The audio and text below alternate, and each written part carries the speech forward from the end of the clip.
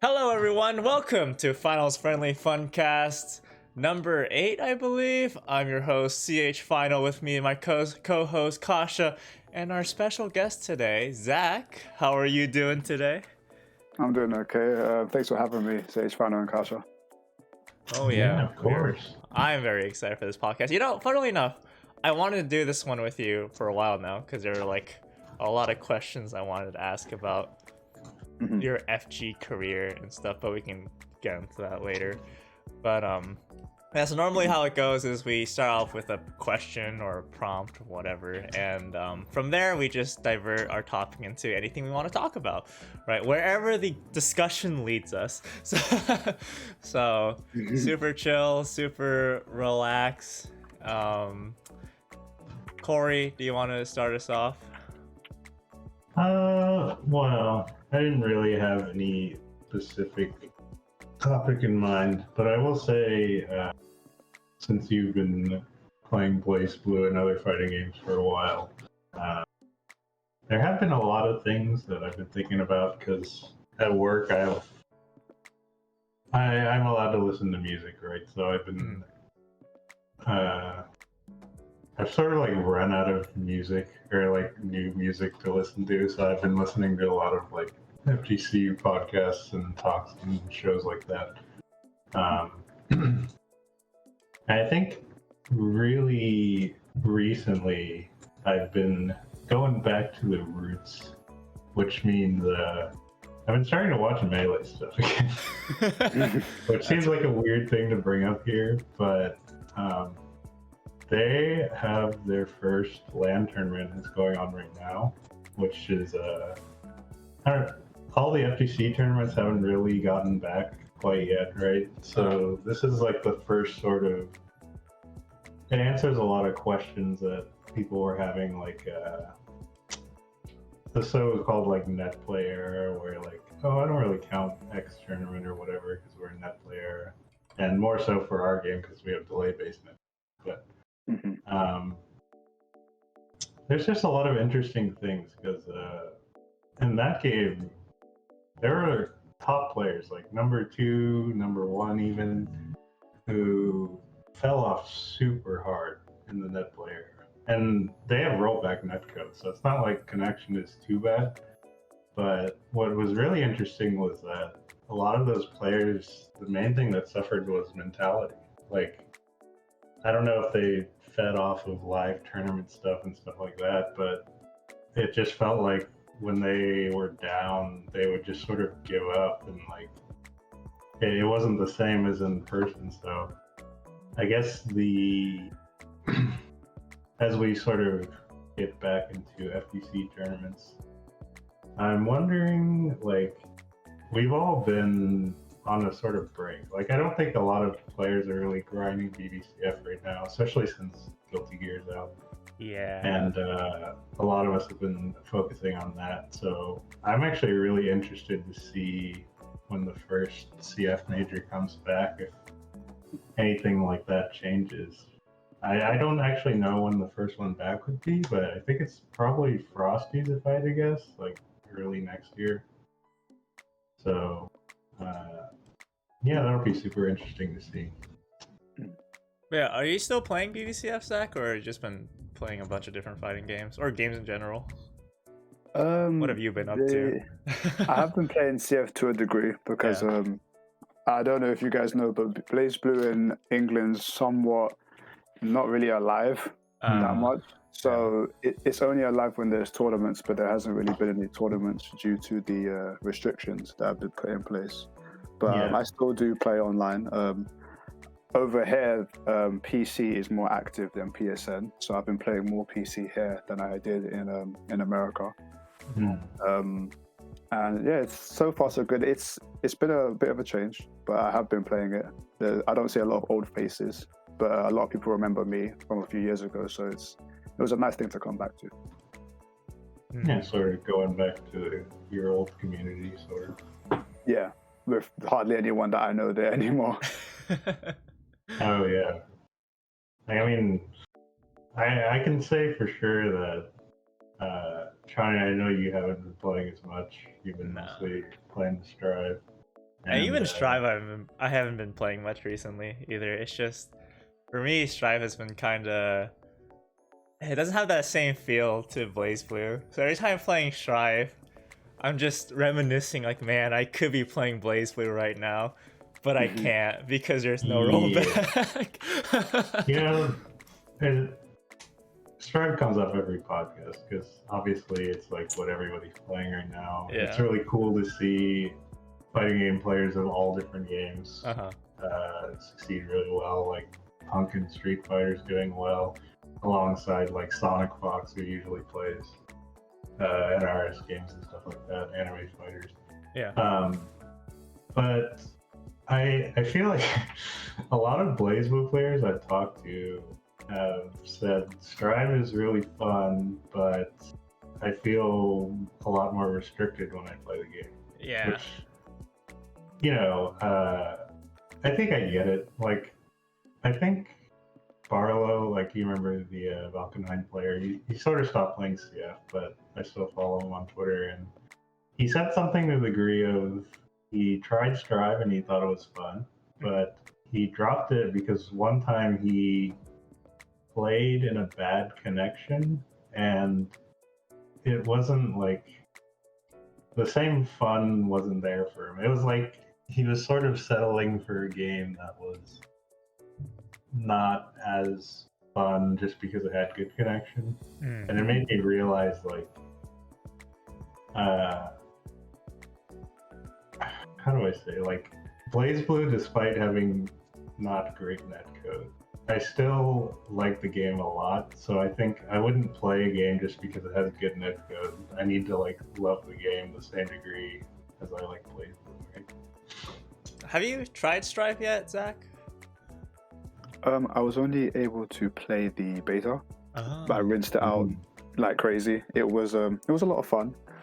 I had similar opinions that most people had, but not as extreme, I should say. I think the game was fun. I can definitely see myself playing it and enjoying it.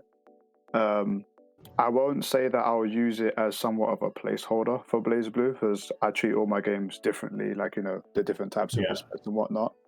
I can definitely see that Strive, I mean, it can go places. I feel like I would definitely take it to a competitive level, but just deep down, it's pretty simple. There's no real science behind it. It's just Blaze Blue to me is just that game that I can, I can go to it at any point in time in the ups and the downs, and I will always love playing the game. I can say that the game is terrible. I can say that it's bad. Something terrible can happen to me, but I will still jump on and just be like, yo, I love Blaze Blue. Like, that's just the way it is. And, Guilty Gear is like those because I've been playing Guilty Gear since PlayStation 1. Whoa. And I do love the game as well. Yeah. You're a veteran. Whoa. I wouldn't say a veteran, but I'm definitely an OG player, but not a veteran though. I love fighting games ever since I was young. So Guilty Gear was so amazing to me. And every Guilty Gear that I've played has been fun. And they've all been changing. So it's a nice game. But like you said as well, like, I know that people are very desperate at the moment and they see a game like Strive and they just see like, yo, the connection is amazing. We should play it. Now, the game does look amazing. It's beautiful. I think the game can go places. I don't really see people's gripe with it except for the wall system. But just like what happened with Guilty Gear AC plus R, the whole world jumped on it because the word rollback was included. Now, I don't really blame them because, with all the restrictions that we have in life, having a game with good online is a blessing. Like, you can play your friend and not complain that, it feels like someone's not playing with a wire, for example. So, it kind of is what it is. I feel like the fighting game community is just trying to grab onto something to stay alive. Like, not stay alive for the game, but just stay alive for themselves. Yeah, definitely. I mean, especially since a lot of us have lost in the offline locals and tournaments and stuff like that. But since that's coming back, it's not as big of an issue. But games like Grand Blue really, really got screwed over by that. Like, they got released in the COVID period pretty much. Never really had a chance to have offline tournaments, and now I don't really know that many people who still play that much. Yeah, that's true. Yeah, I feel like Grand Blue in general is kind of circulated out of the whole like FG circle. I don't really see people talk about it much, but Yeah, which you is know, really unfortunate. yeah.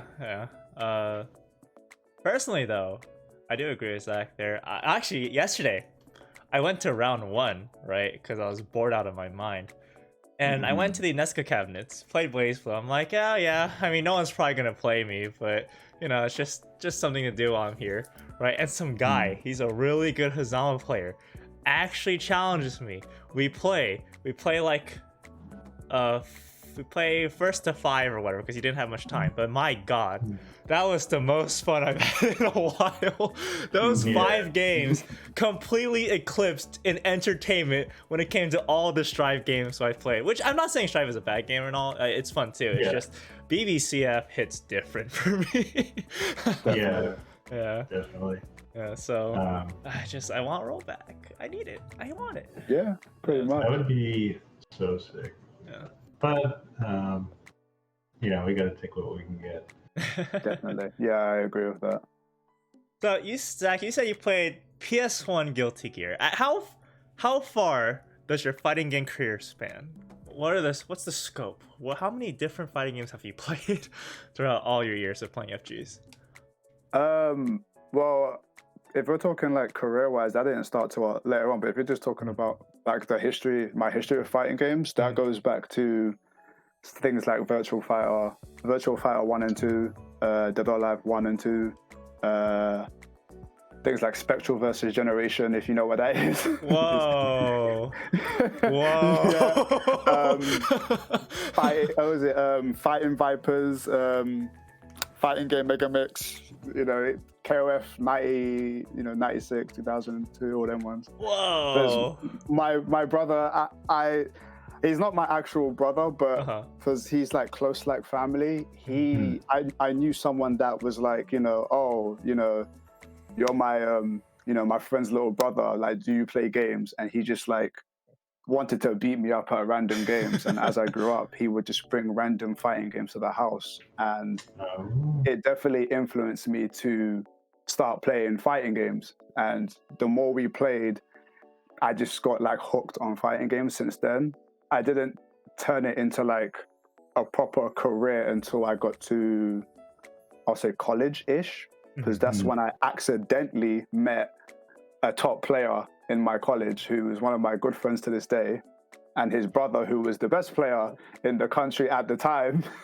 And that's when BlazBlue just took over. And so I've been playing fighting games since I was young, like most people. But yeah, college was when BlazBlue hit, and then I just started going crazy because I found my local FGC and whatnot. Yeah. And that's what started it up. As in secondary school, I never really had a chance, and school as well. And I don't have anyone in the house to play games with. I had my mother and my sister, but they don't play fighting games like that. So it was nice to have someone just beat you up on a fighting game as you were growing up. So he helped me. Shout outs to Paul.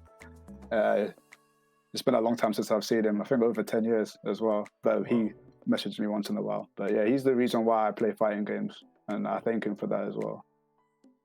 Yeah, that's super cool. Having someone to play with constantly.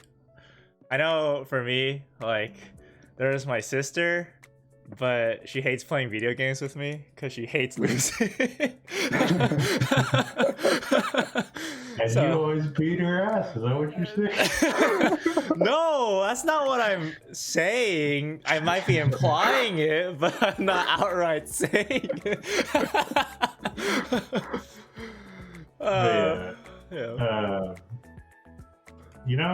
I kind of realized, like, I've never really had a local FGC, so I do think it's interesting that a lot of people came up with locals, but for people that live in areas like me, or a lot of other people like who don't have locals, it's just sort of we take what we can get. Yeah. You gotta take net play. Yeah. I mean, that's another thing is, like, if you don't have a local for BlazBlue, you have to show up the majors. And like realistically, in a 3-day major or something, think about how many hours of actual play you're gonna get. It's probably not enough. Like you could play 5 hours of friendlies or something with really strong players at majors, but it's really tough, and I really respect people who have gotten good without having a dedicated local near them to really sort of grind it out.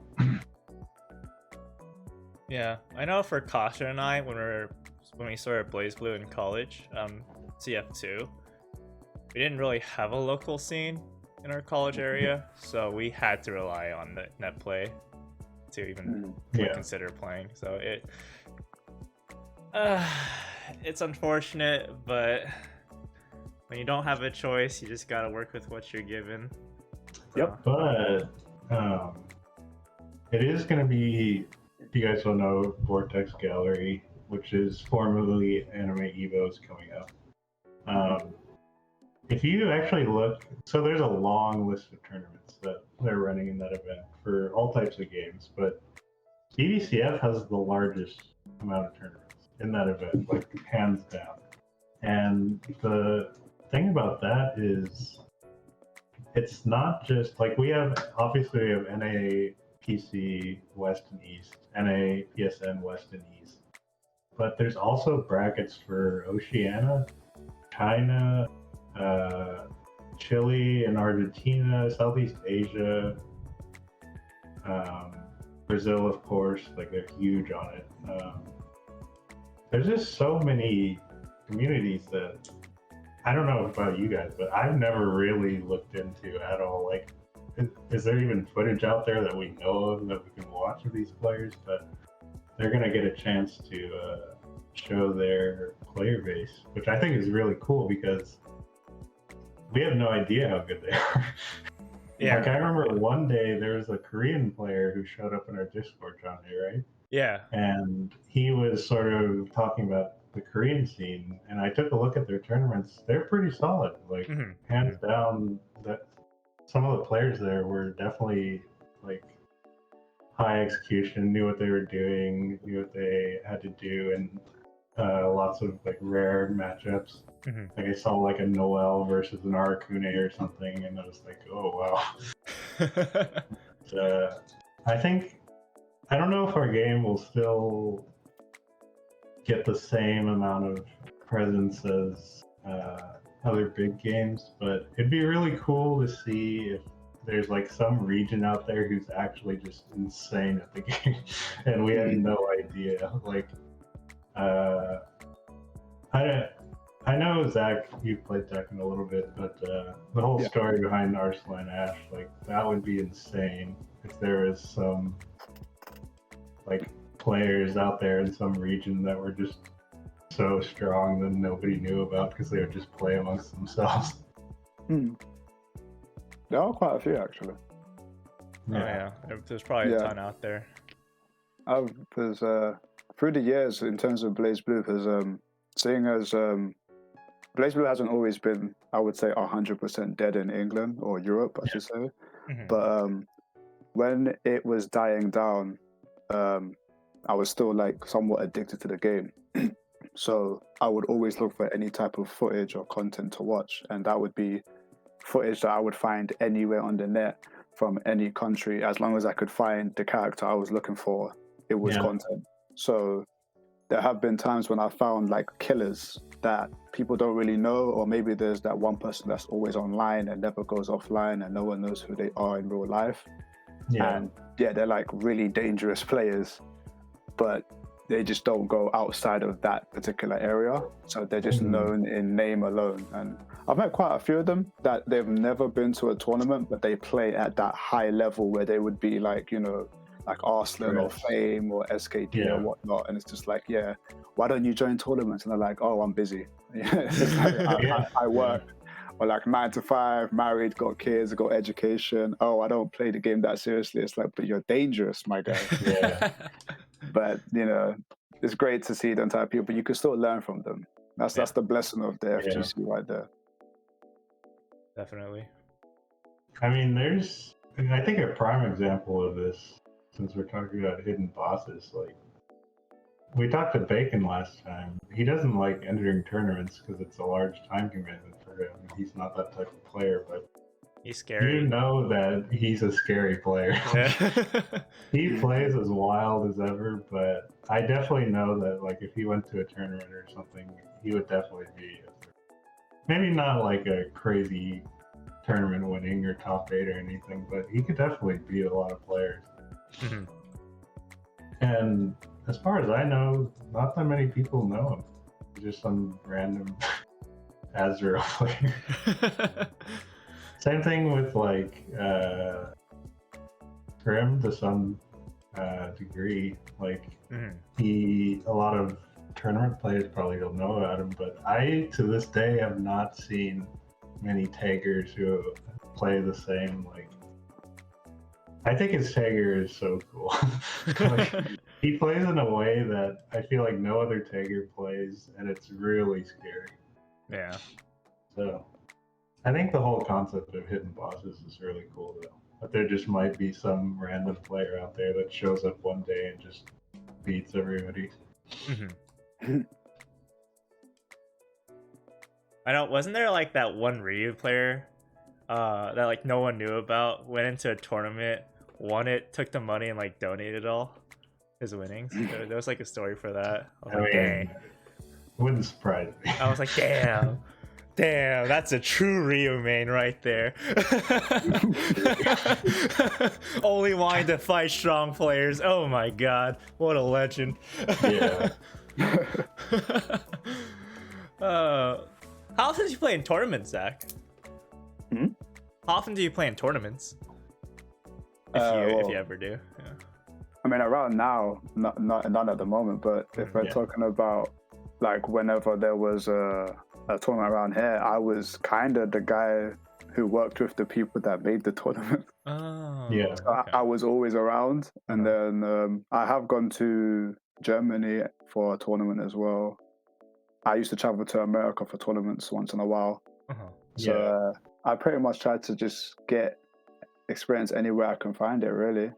Even when the game wasn't like bumping, there would be like a tournament, no one would join, and then I would just join because I want to support it, I want to play the game, and that's how I met new people. So I try to join as many as I can, without ruining my my bank statement. But this whatever I can find. Online tournaments, it just depends on how I feel, and but offline, it's just if I can make it, I'll go for it. Like, why not?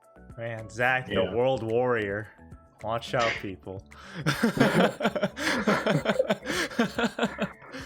No, but your level of play is immaculate. It's so high, right? So like every time I see you play in a tournament, I'm like, damn, he's probably gonna take this one too. It's fun. I just like that. That's like competitive play.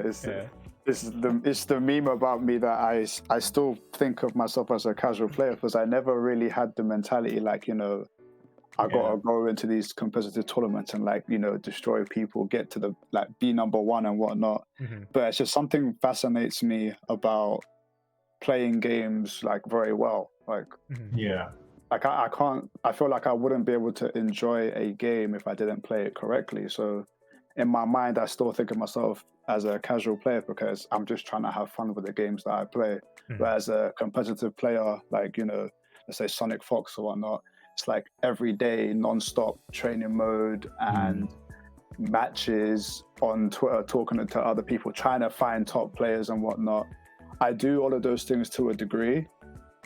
I just never thought of it as I was being competitive because, fighting a person that's really good at a fighting game is like, maximum fun because it's like anything that usually works on people may not work on them.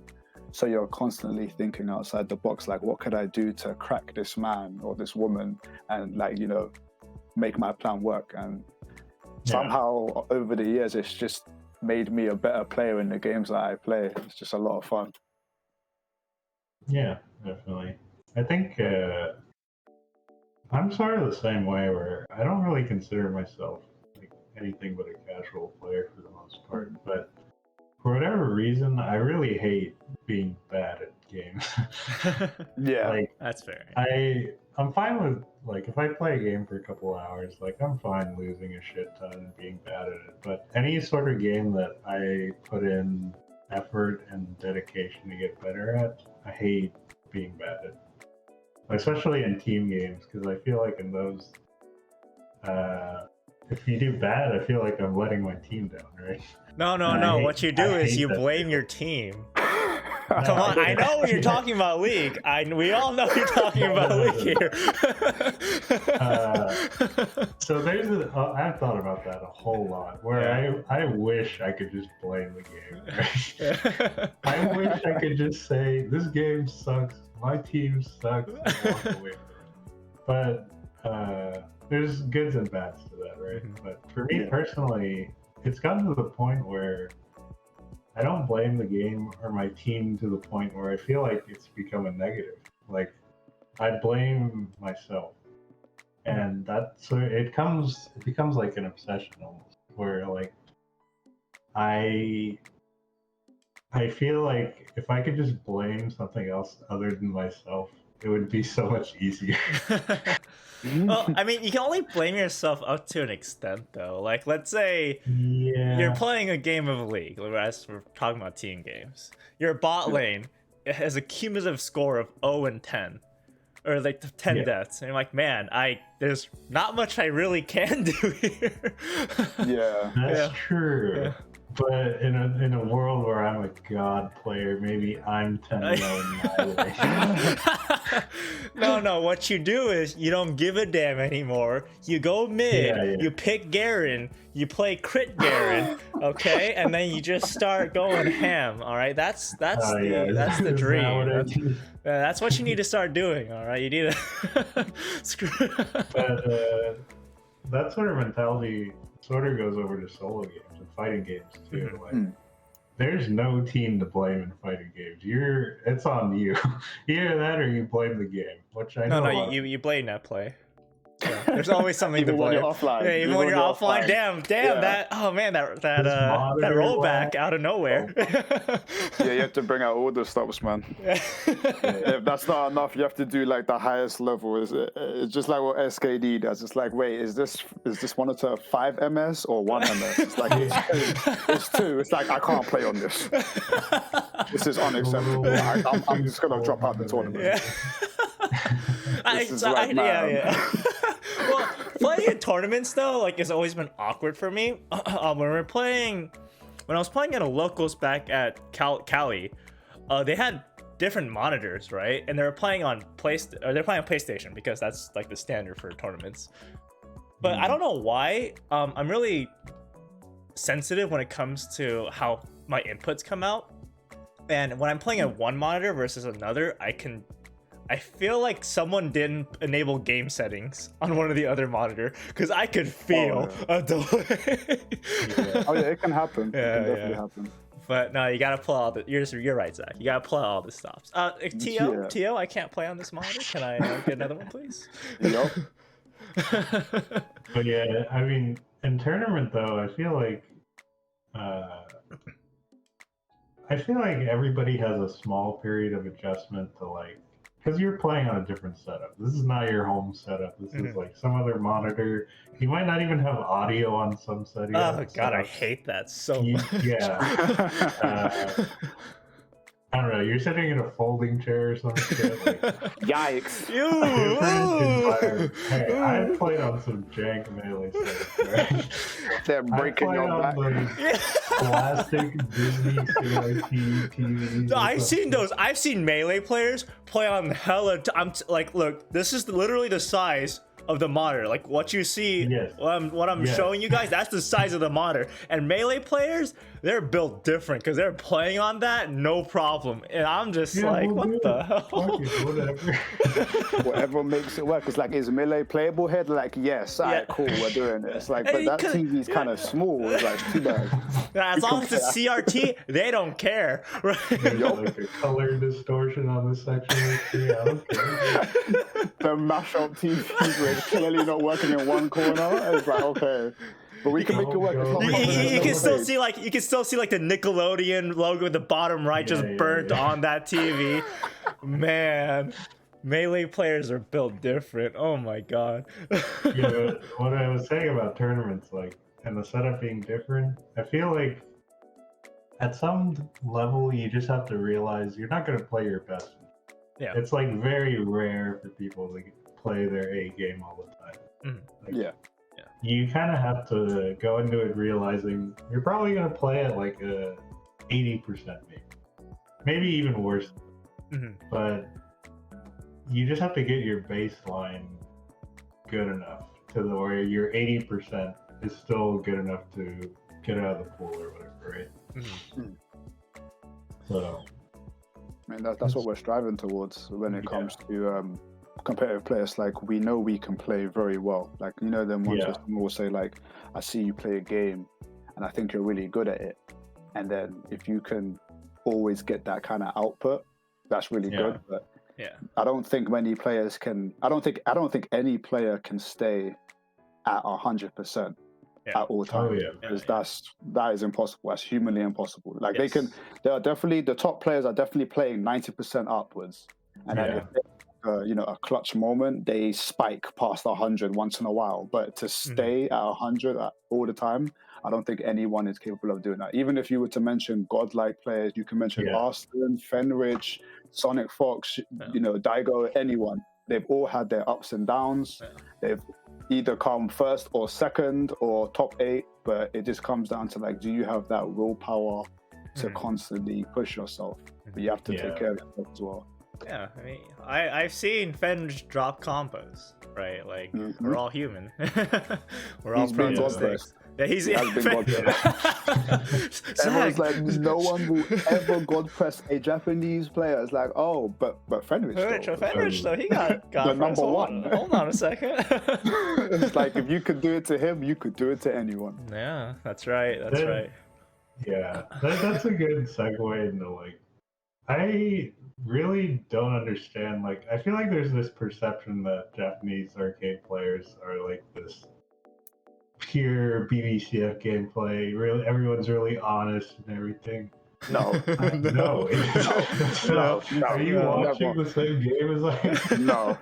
I feel like they play very optimally, or like they try to optimize things as much as possible, but that doesn't mean that they won't play scummy. No, they do whatever it takes to win. I went back and watched the do you remember the Arc Revo Awards in like 2017 or something? The one where Grover got Purple Grad by I watched, I think it was Matoy, like the really good Kokonoi player. That fool mashes on Wake Up all day. Like, this is not your, like, honest gameplay that you were looking for, right? Like, they're gonna do whatever they want to do unless you prove that you can do it. Like, make them stop doing that shit. So I think it's really weird that there's this perception where you have to be this honest player.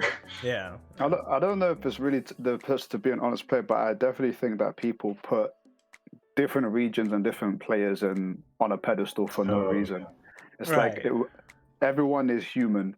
They have the same thoughts that we do, maybe different times, but who knows? Because everyone's got those friends that are like, oh man, I was watching like insert top player from this region, and they will always put them on a high pedestal as if they could do no wrong. And it's just like, you need to get rid of that mentality. Because, it's like that old mentality for Blaze Blue. It's like, Japanese players are always on top. We can't beat them. It's like, I don't know who told you that, but I'm not bowing down to no overlords for the game that I like.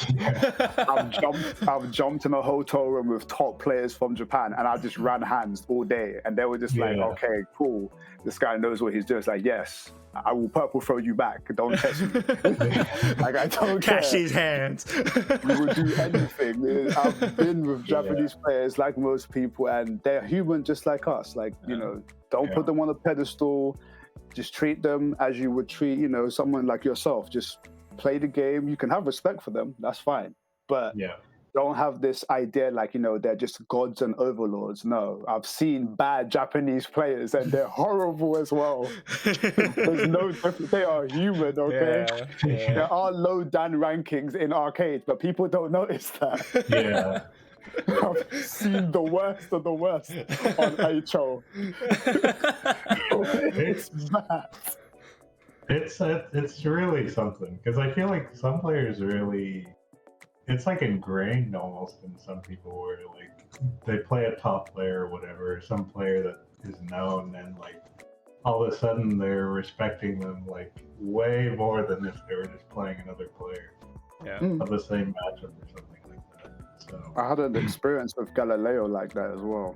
Oh, you actually play against Galileo? Wow. Yeah, this was back in, I believe it was CP. When he was at his prime. Yeah, I met him in one of the Blaze Blue rooms that was being run by, I think it was Giuno.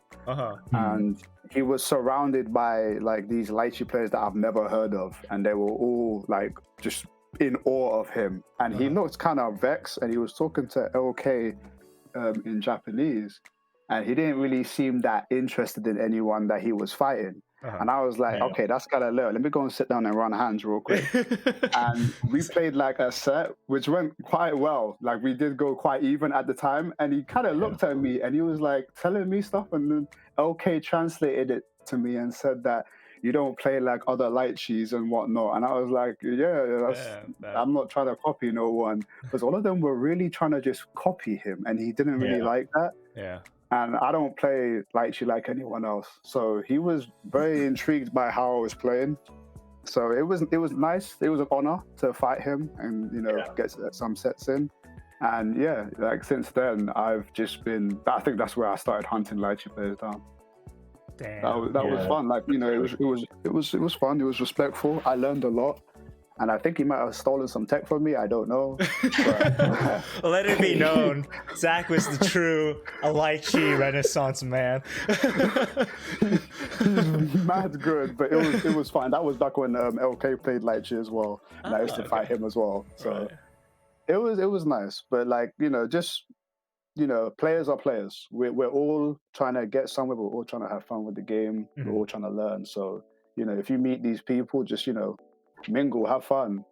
God, I have a flashback from when what was that Carl player, the one that beat Fenrich in finals? He threatened me. I forgot his name. Ryusei? Ryusei, yeah. Ryusei. When we were in a taxi going somewhere to eat, he tried to money match me.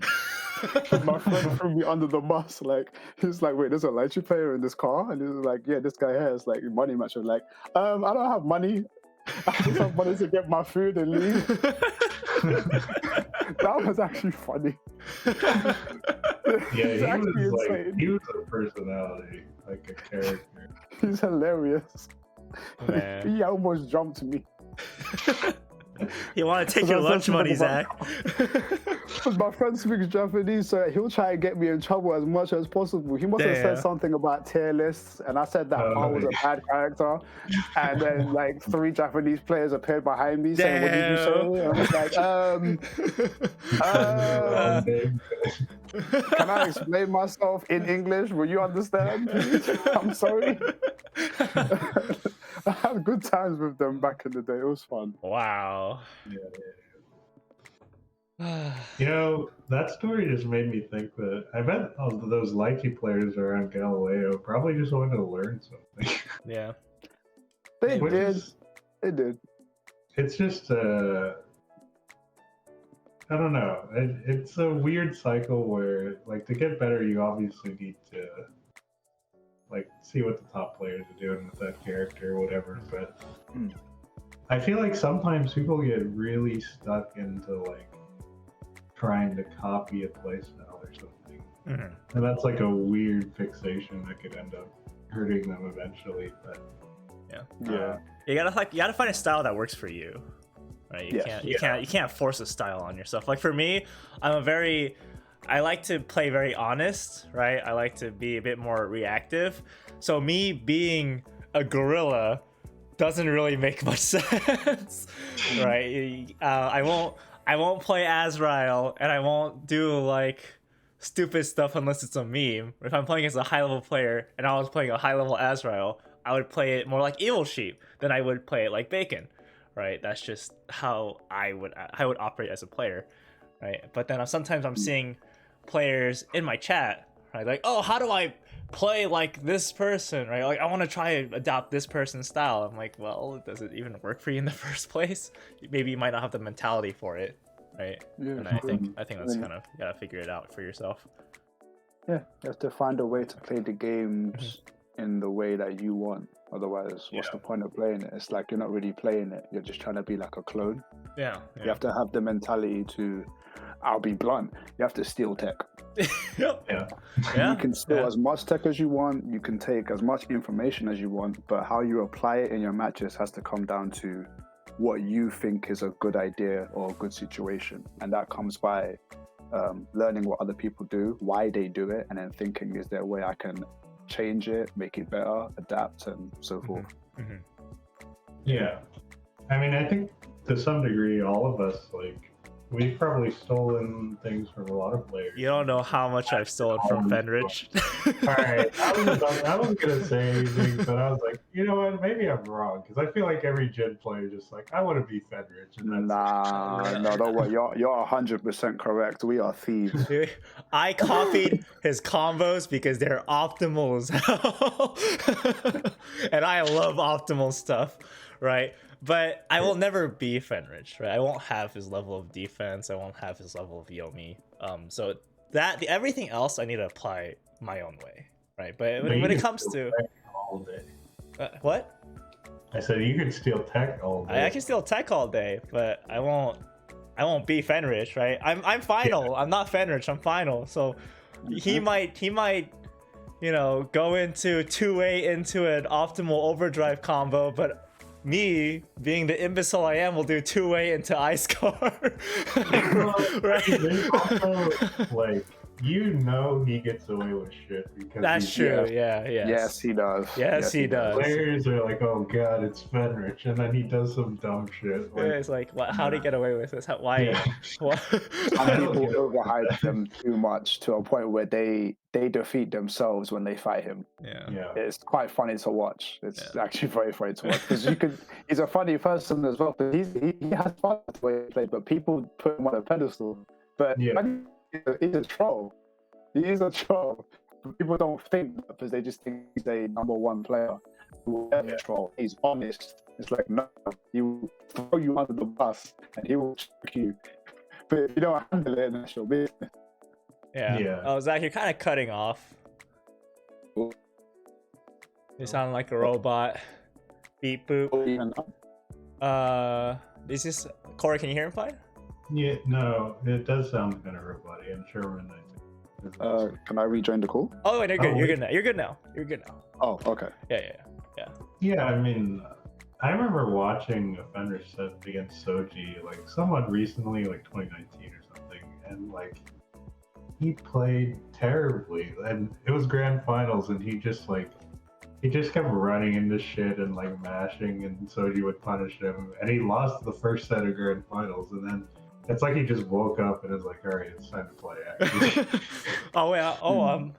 I'm playing. Oh, hold on a second. Yeah, like you can't just get away with shit because you're Fender.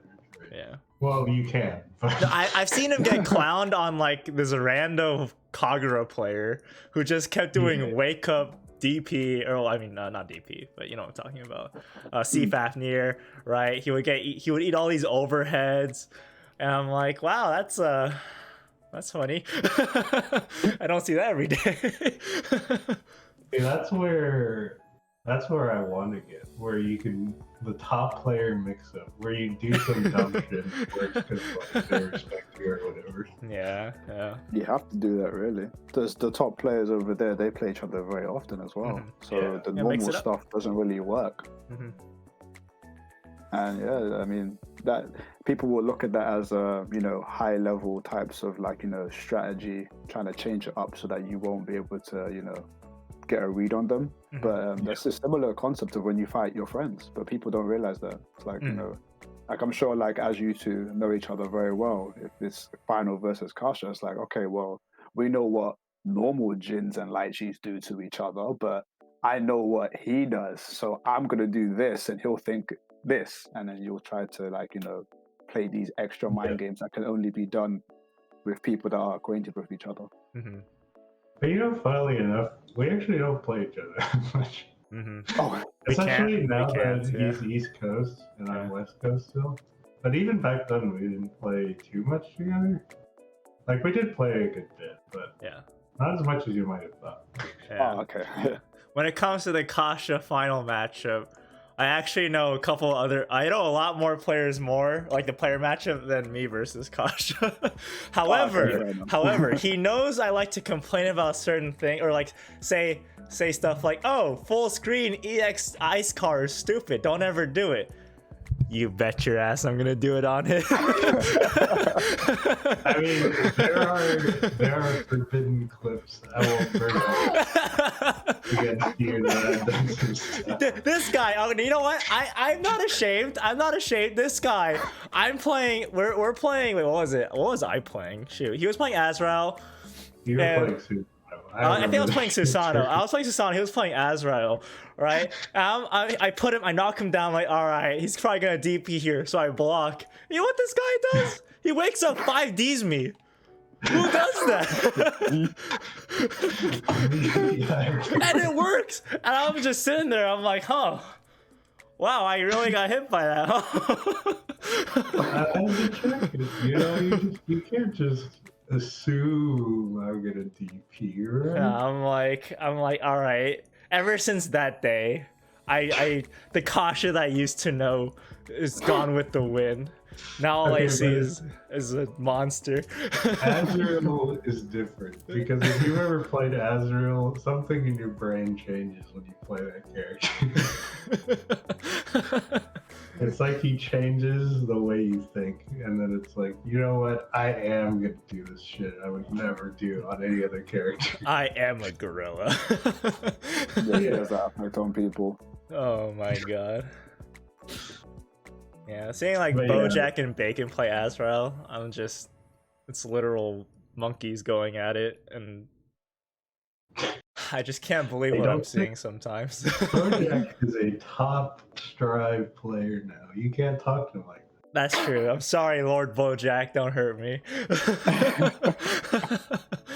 I swear we're gonna show up to a major and be like, is that the renowned soul bad guy player Bojack? I saw a clip of Bojack just doing far slash from full screen and it works. I'm just like, oh, okay, all right, whatever. You know, Soul is a different beast, but yeah. Yeah. Oh, yeah, chat. Go ahead. Go ahead. Oh, I'm just quick. Chat, if you have any questions you want to ask us, don't hesitate to ask. We're happy to answer anything. Yeah, go ahead.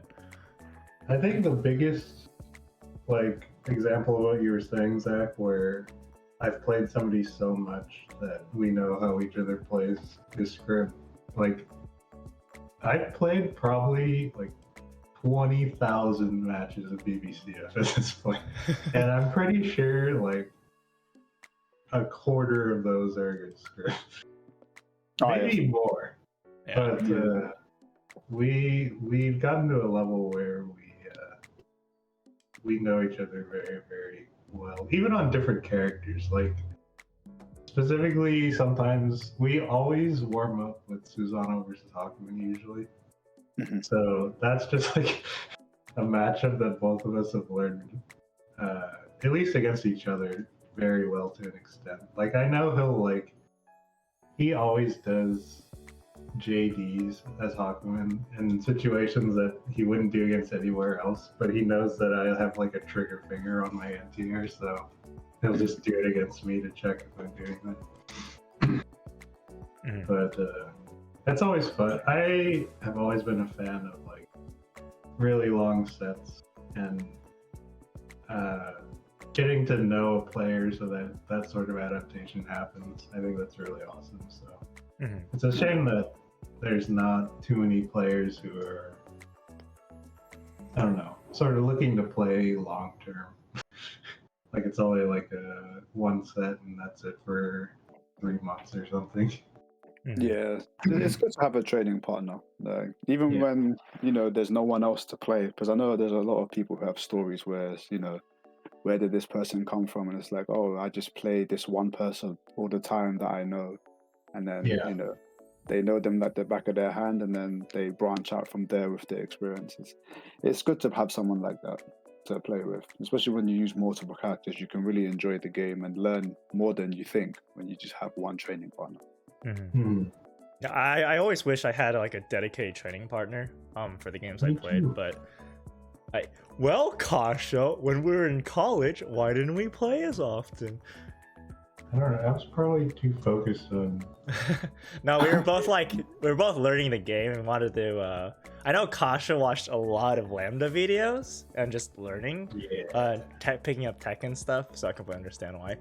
Like over the years of me playing FGs, I never had that one dedicated fighting game like partner to play against, and I wish I had that, but no one around me, even my friend groups. It's ironic. My friend group is what introduced me to fighting games, right?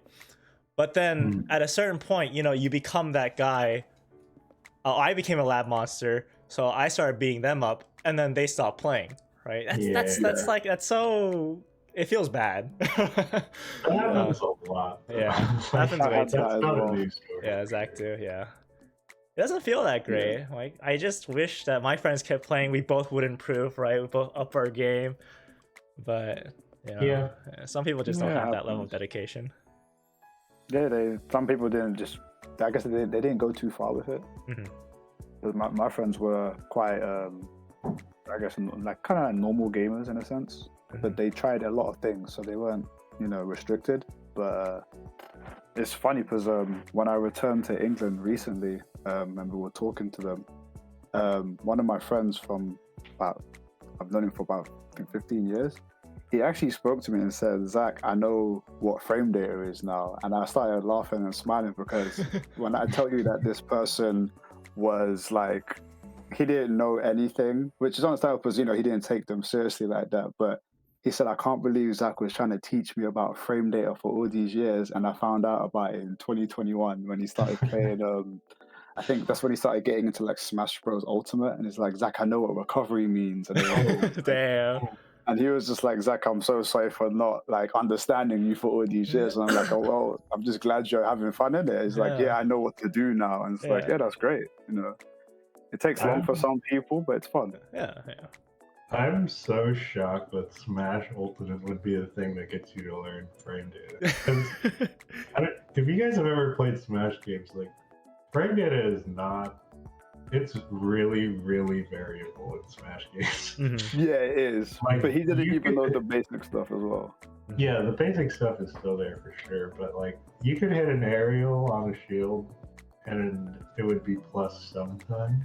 But if you do it a little bit later, it's like even more plus or something like that. So that's really interesting that game would be the one that gets him to learn frame data. It surprised me as well. But hey, they know now, so it's really cool. Yeah, he even picked up Strive as well, and he's like I said, he's not like a FGC person or anything, but he understands things now. He understands. He asks more questions and whatnot, so he's enjoying it. So that's good. Up to a certain point, you become enlightened when it comes to FGs. I know, like for me, reaching that state of enlightenment, the truth, as Bacon calls it, hasn't been too long. Actually, it's been like 4 years ago before I actually started understanding. Oh, this is how I'm supposed to do it. Oh, that makes sense now, right? I feel like that's just a thing that happens. Like, I feel like a lot of players will hit a plateau, and then there will be like a moment of clarity where they're like, "Oh, I get it. This is how it is," and then they improve for a while, and they hit another plateau, and so forth. I feel like the first plateau is the hardest, though. When you're like learning and you have no fighting game experience whatsoever, I think it's really hard in the beginning, like the first ones, because you don't really even know what to think about.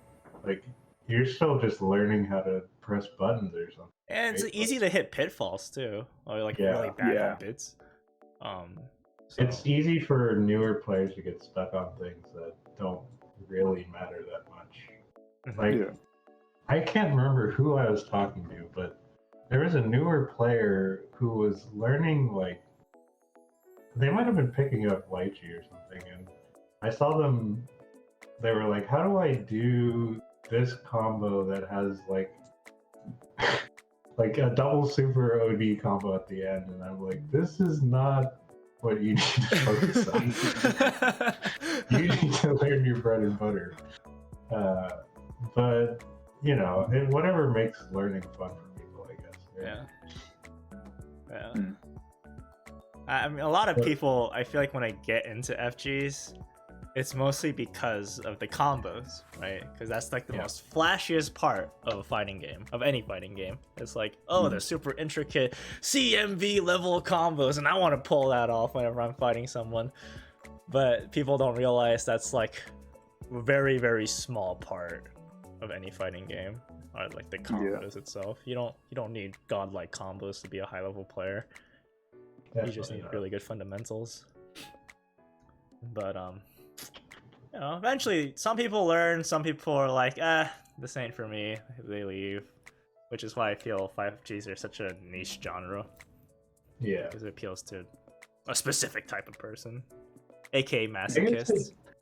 It depends. Well, definitely, yeah, I agree on that.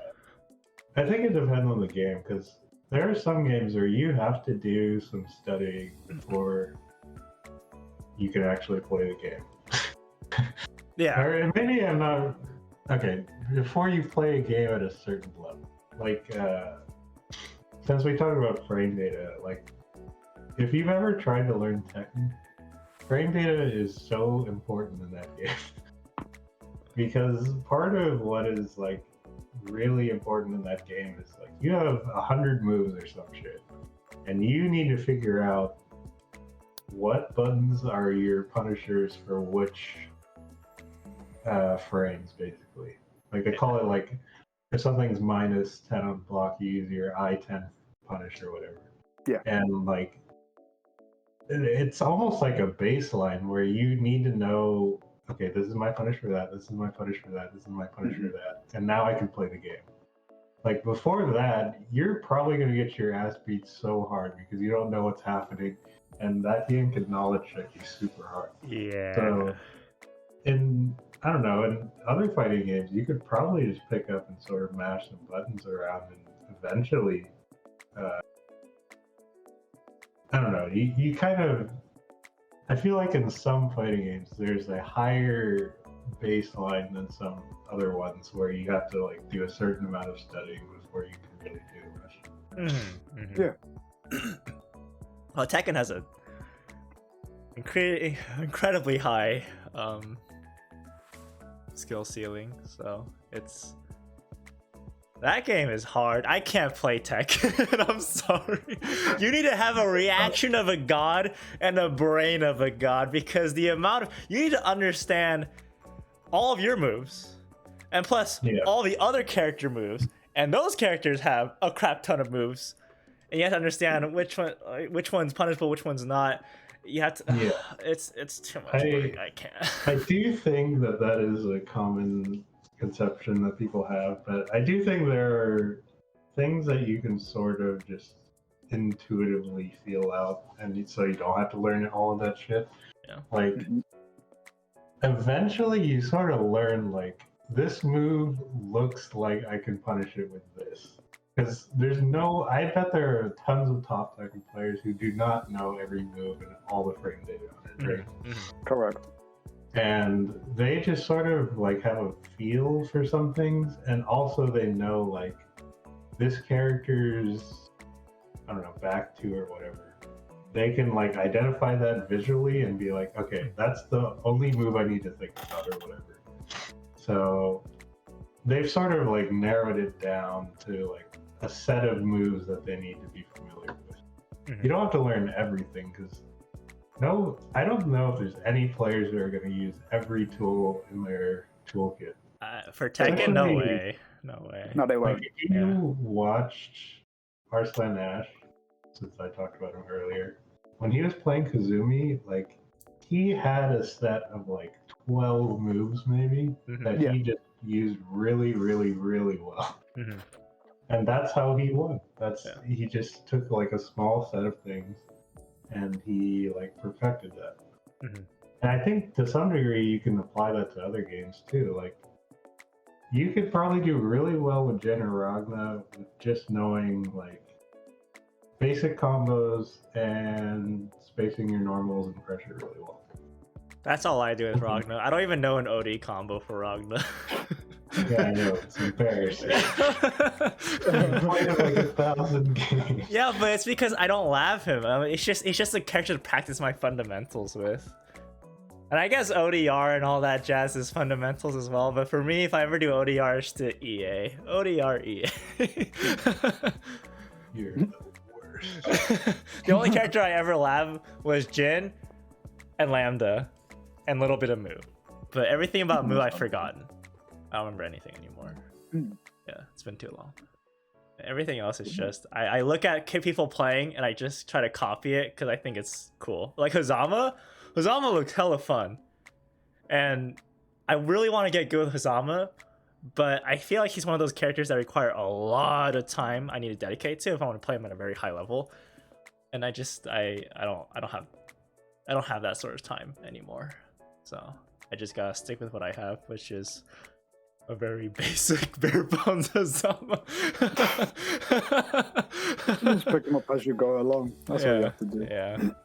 Because even going back to what Kasha said, when it comes to Tekken, for example, it's very easy for people to be overwhelmed by what they see when they look at like the command list and whatnot. But honestly, and it's definitely going to be biased for me because I've been playing Tekken for a long time as well. Yeah, it's going to sound 100% biased. It's not that hard because, like you mentioned, like Arslan didn't just pick those 12 moves because, you know, they were special to him. Every character has at least 10 moves at the very least that they can use for multiple situations, like the pressure tools, spacing tools, I-10, I-11, 12, 13, and whatnot. So once you know that's with Tekken, let's say a character has about 100 moves, you would shorten it to about the same size as a 2D fighting command list. So like Ragnar has like 12 or 13 moves. Yeah. So when you think about how Tekken is played, once you learn those few moves, you can go online or go into a tournament or whatever and attempt to learn matchups and play the game because those are the only things that you need. Pressure and things is what you can learn after, but I feel like a lot of people definitely get overwhelmed when they start playing a fighting game for the first time, that they don't build themselves up slowly from like, you know, the bottom up. Like start with a tutorial, learn like, you know, 1 to 2, 3, 4 combos if it's Tekken, and then, you know, you go on from there. So Tekken, if you look at it on paper, is actually very easy to pick up and jump into a game with a singular character, but a lot of people are scared. And then they rush over to 2D fighting games thinking, oh, this is way easier. It's like, yo, I can mix you from, you know, from heaven to hell. Who knows? Like, you think it's easy. In Tekken, you have a break. Like, you get knocked down, you got breathing room. In Blaze Blue or Guilty Gear, it's like, I knocked you down. Here's this layered mix-up. Here's this Oki Zemi. It's like, wait, can't I, like, get up and, like, defend myself? It's like, no, you get to hold this mix. At least Tekken, you actually do have a small amount of time to defend yourself. You know, you can roll, you can sit there, you see if they sweep, you know. There's a lot of things you can do. But like in 2D fighters, it's like you can wake up and block, you can wake up and DP, you can wake up and super. It's like, but it's difficult.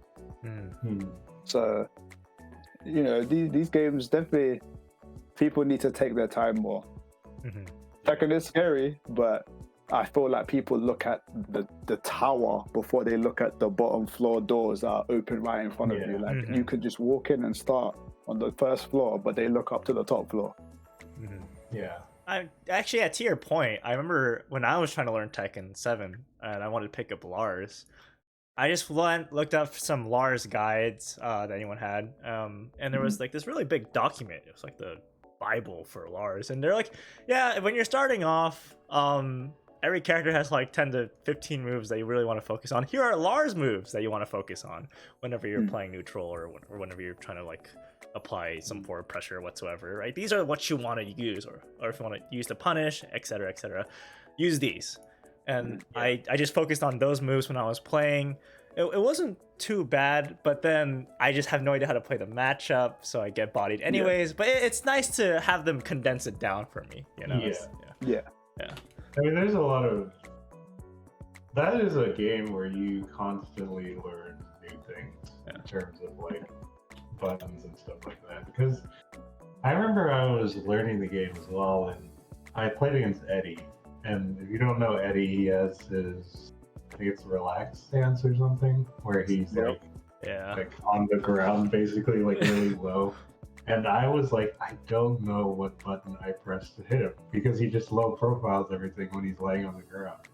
So I got my ass beat really bad, and then I had to figure out like, okay, what is a fast button that reaches him on the ground and picks him up or something like that.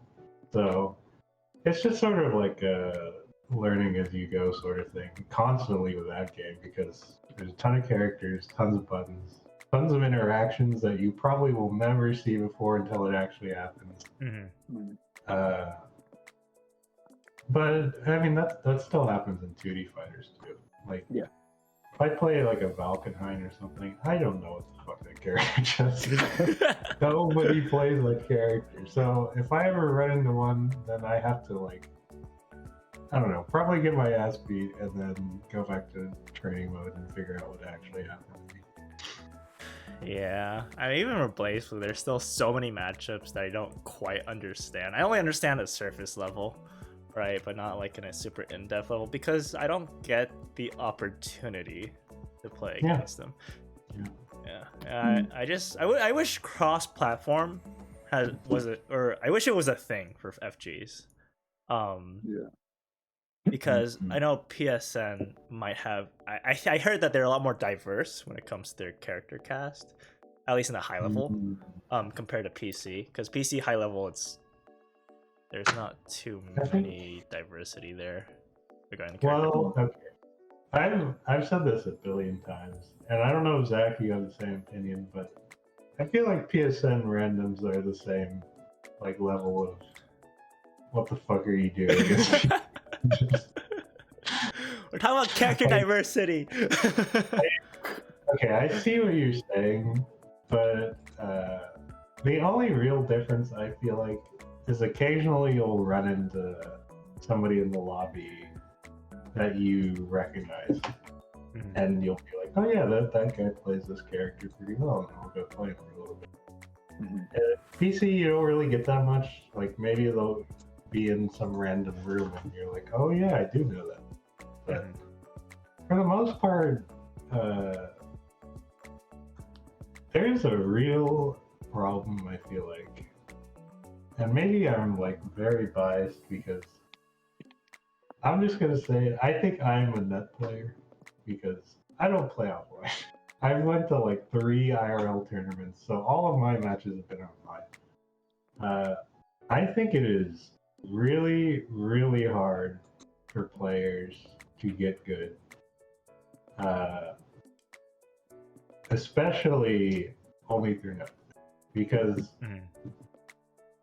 there are players like I'm trying to think who. Well, okay, Chane, you started in CF 2.0. So did like Onikage or somebody. You guys got to a pretty high level in a very short period of time, I think, relative to a lot of players. But there are, well, I bet there's a ton of matchups where if you ran into them at a tournament, you would have no idea what to do. I get bodied. Oh yeah, I agree with you there. Yeah. Even matchups like, let's say you play a decent Harakune, somewhat red, somewhat regularly. But there are some characters in BlazBlue where if you don't play against a high level, I mean like a really strong player of that character, it's not the same matchup. Like yeah. You can play an Arakune who knows how to confirm the curse every single time, but if he doesn't do the filthy shit that the top Arakunes do, you're not getting the actual Arakune experience. Like your perception of risk reward in that matchup is not going to be correct, because what should actually happen is you should get hit by an invisible empty low or some shit, and then you die. So it's just like, hats off to the people who have stuck with the game. And I think that eventually, the more they play, maybe not even in CF, maybe in the next BlazBlue game, but those are the people who are going to be like the next generation of top. That's fair. Yeah, playing only on net play is tough if you're trying to improve. And for BlazBlue especially, like a great way to improve in general is playing tournaments, right? But if you're playing only on net play tournaments and it's delay based netcode, right? It just, that also kind of factors in. You might not be able to play against, like, let's say I'm in the East Coast. If I'm playing against someone from the West, I'm gonna struggle. Not specifically only because of the matchup, but because of the connection as well, right? So it's not a great way to get experience, in my opinion. It helps. Yeah. It's sort of like, I understand why people hate netplay and don't want to netplay.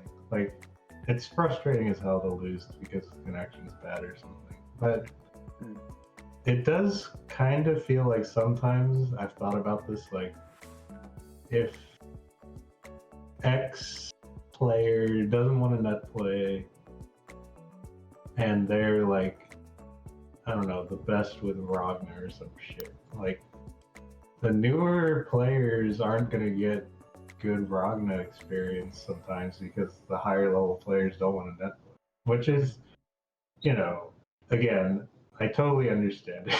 That place sucks, but the newer players really have to like make up for that by either like labbing super hard. Like if you don't have a high level Izanami or some shit to play against, then you have to sit in training mode and figure out all these interactions on your own.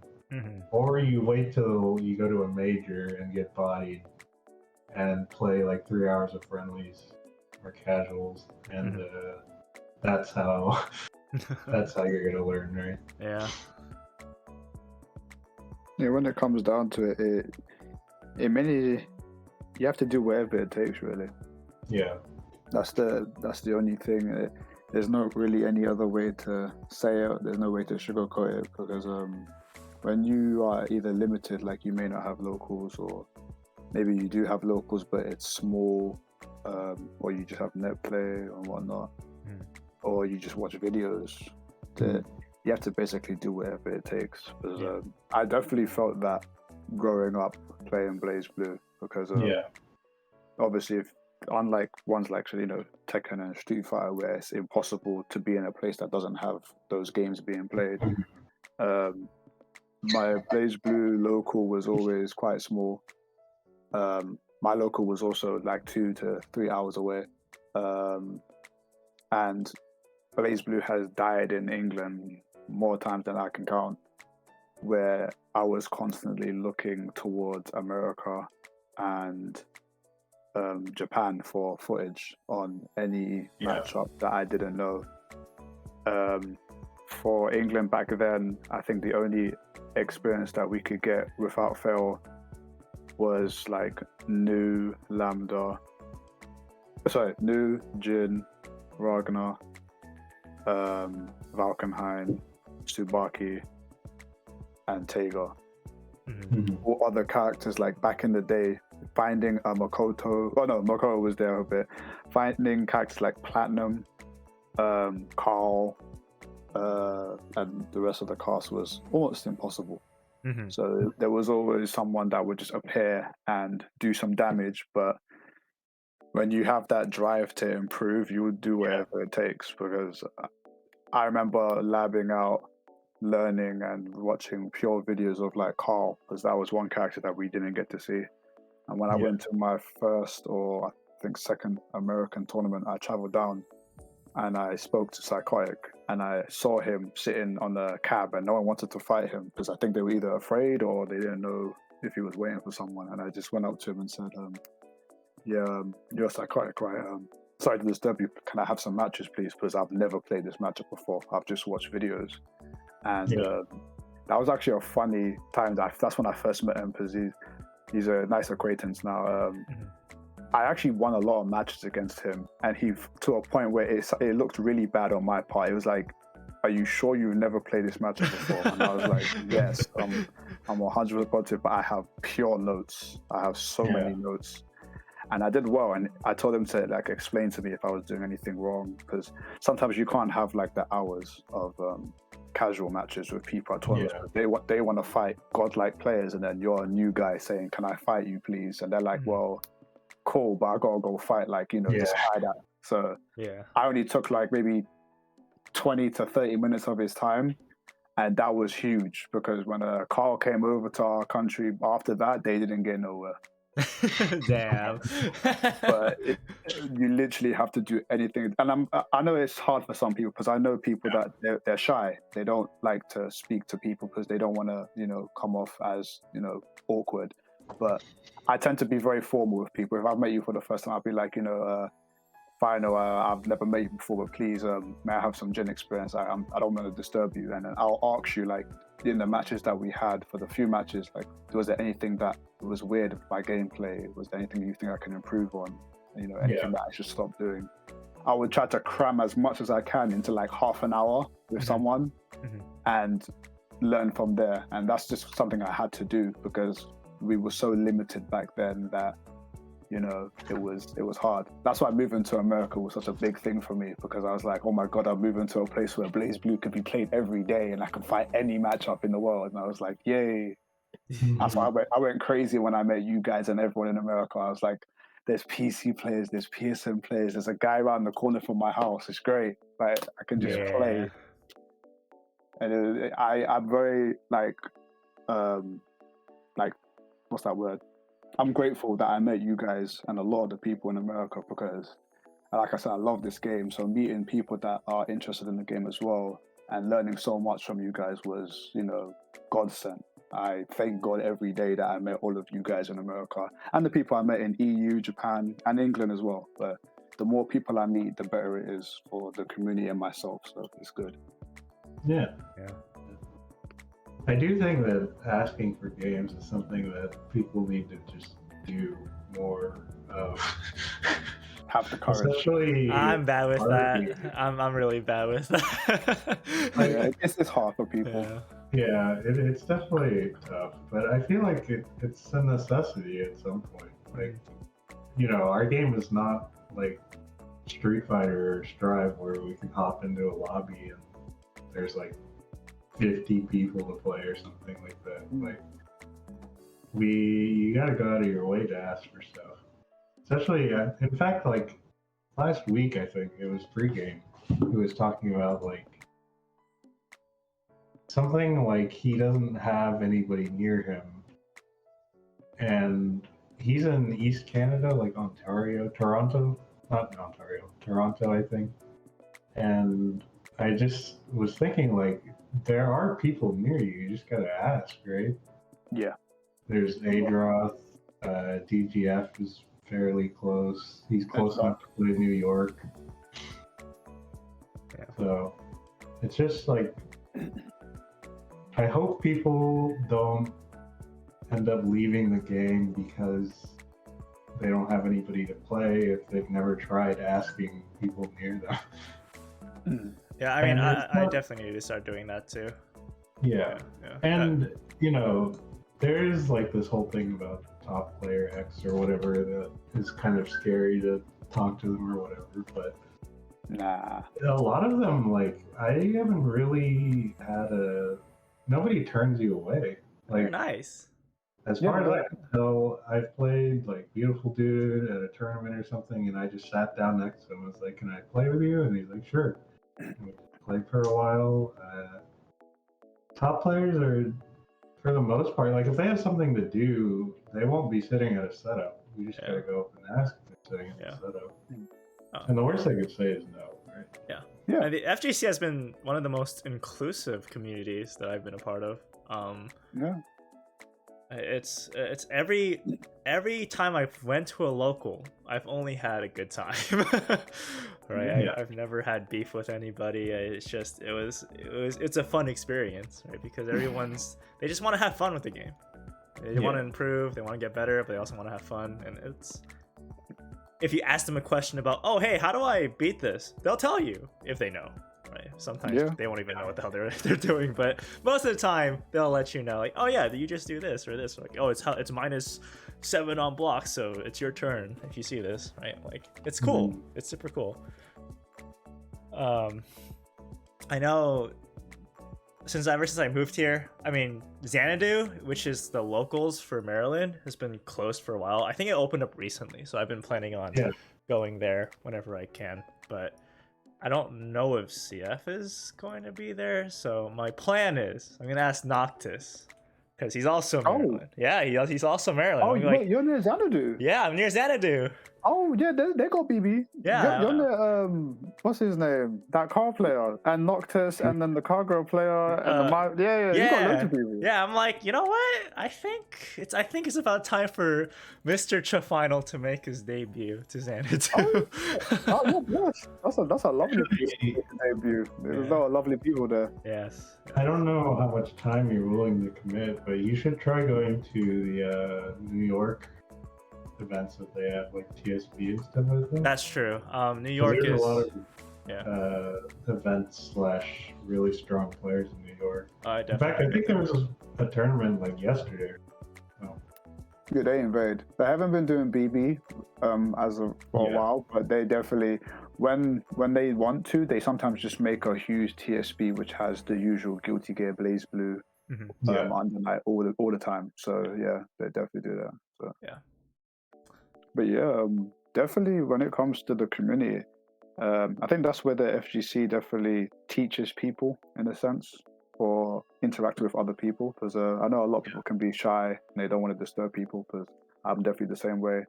It takes me a long time to build up the courage to approach someone, but when I do, it comes out way too formal, and it happens all the time. But I think it's definitely a nice place to learn how to interact with people. Like you said, the worst thing they could say is no, but it's not like they're gonna attack you, throw you out, or nothing like that. It's just like, not now. And you can always find like a room, like a hotel room, which is usually used for like matches. And if you're not comfortable with asking, you can always just watch, or what my friend usually says is ask one of the loudest people in the room that you may want matches, and they'll throw you under the bus.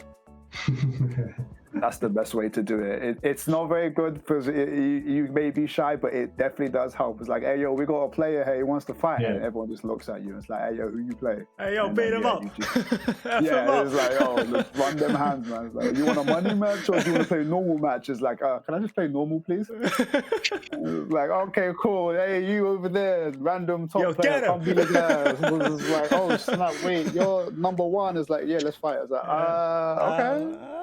I don't. And then, like you said, you enjoy yourself, and it's like you go back and like, I played these people, and then you might see them online or something, or on the tournament, and you're like, I know that guy. He beat me up. And it's just like, yeah, you learn things like that. So the FGC is definitely a nice place to build your confidence, because I know a lot of people are scared. It's a social interaction. It's not easy, but it's definitely a very friendly place to start, no matter what age. Like, there's all different age groups. You can just ask them casually, like, yo, even if you know them from online, it's like, oh wait, are you XYZ players? Like, yeah. It's like, oh, nice to meet you. I watch your videos. A simple conversation like that can go a long way. That can become your training partner, a friend that it can always go further if you just start small. Yeah. Or you have the opposite for me, where I'm pretty sure I sat down and played Henjin for like an hour in Anime Ascension and never realized who he was at all until later. Engine. Don't worry about him. Don't worry about him. What do you do to you, Corey? What do you do to you? We're fighting. Oh my god. Yo, I've seen him do full screen EX Ice Car. We're fighting. Come on. Oh god, Henjin's Jin. Oh. I don't know about Jin, but I definitely stole 9 shit. Yeah, he's a good dog. Yeah. Player. He's very strong. Yeah, he's got a lot of tech and bad habits. Whoa, Zach! Whoa! All non-players, we all have our bad habits. Oh man, I've had many sets with him. We've had a good time. Oh man, I just realized Nightkiller lives in New Jersey. I keep forgetting, and I'm like, wait a second, that's not very far from me at all. I could literally go there. We could play sets, and then have fun. But Nightkiller won't invite me. Wow, Twin. I thought we had something special. What's going on? How far is it? Like an hour or more? It's like a 3-hour drive, but I usually just take the Amtrak. There is an Amtrak that goes from Baltimore to New York, right? But then New Jersey's on the way. Well, that sounds like a nice place. Yeah, so it's like, if anything, we can Amtrak together to New York, Nightkiller. Huh? I'll have to consider that when I come back to America. Oh my god, Zach too! That'd be so much fun. Oh my god, oh my god. Wait, that's the train, right? Yeah, it's the train. Yeah. Oh, sorry, it's just so new to it because every time I took a train somewhere, there wasn't many places. I had to drive a long way to find like trains. But yeah, that sounds very convenient. Yeah, I mean Amtrak there's a lot of connections all over the US, so it's like, for me it's the go-to. Oh, okay. Yeah. That's cool. If you ever want to go, let me know, and like I'll find a route for you. Oh, okay, thank you, much appreciated. Yeah. I could drive 3 hours south to SoCal and try and get games, but it's a long drive. It is. That's understandable. And it's LA. I don't want to drive in LA. Well, then just take the train. It's not that bad. You have Amtrak there too. That's true, but like a train for like a local seems like a bad train.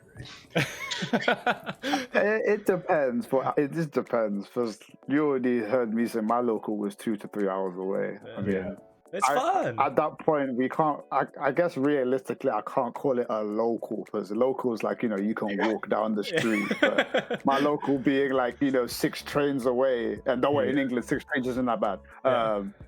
You get off halfway or something there. So it just depends on how much money you're spending and if you feel it will be worth it. Like if you can drive there, maybe I don't know, bi-monthly, and it won't affect you and you can enjoy yourself, then it's fair. But if it's like hurting to go there, then maybe you might have to reconsider. Because the good thing is you might find someone that could house you per bi-monthly and whatnot, just for the night, and then you can go back. Or you can find someone that can if you don't want to drive 3 hours, you can swap. If you drive halfway and your friend takes over. If going with your friends is so much fun. Road trip with your friends. Too. Oh my god, that's a blast. Yeah. Someone to have your back. Yeah. I don't have anyone like that, but it would be nice too. Zach, if you come back to America, I got your back. Much appreciated.